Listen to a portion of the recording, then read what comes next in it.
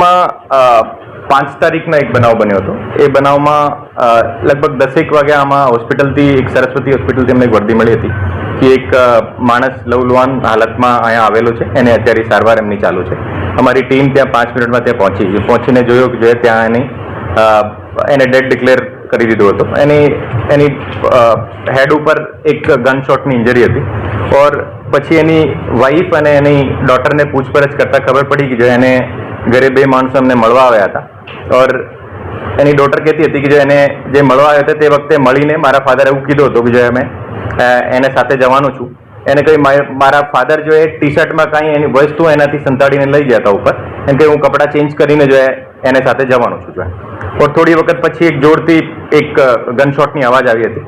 ઓર આ અવાજને આધારે એની ડોટર પાછળ ત્યાં પહોંચ્યું હતું અને અમે એના ફાધરને લવલુહાન હાલતમાં જોયા હતા. અરે પછી એની મધરને ફોન કર્યો હતો. તો પછી એ જે 2 લોકો જે એમને મળવા આવ્યા હતા એ પણ પાછળથી ગયા હતા. ઓર ત્યાંથી પછી અમારી ફર્ધર તપાસમાં ખબર પડી કે જે વેપન જે યુઝ કર્યો હતો એ વેપન એ લઈને જાય ત્યાંથી નીકળી ગયા હતા. પછી અમે સીસીટીવી ફૂટેજ અને ટાવર ડમ્પના એનાલિસિસના આધારે અમે એની જે ગાડી હતી કિયા સેલ્ટોસ જો ગાડી આઈડેન્ટિફાઈ કરીને ગાડીને આધારે અને ફોનની ડિટેલ્સને આધારે બંને લોકો આઈડેન્ટિફાઈ થયા. ઓર એ પછી બંને લોકોને પણ જે અત્યારે અમે અટક કરી લીધેલા છે.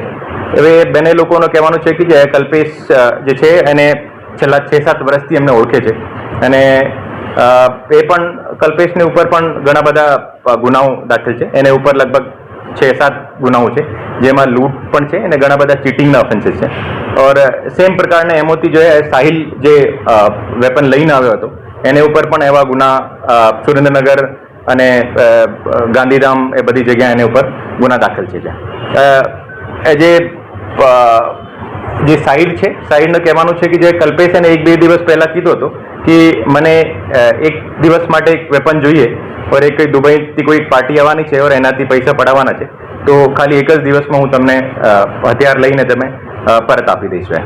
ઓર તે વખતે હથિયાર દેવા આવ્યા હતા ઓર એ હથિયાર લઈને જો અત્યાર સુધીની અમારી તમામ ઇન્વેસ્ટિગેશન જો સુસાઇડની તરફ લીડ કરે છે. એમ તમામ પ્રકારની શક્યતાઓ પર અમારી તપાસ ચાલુ છે.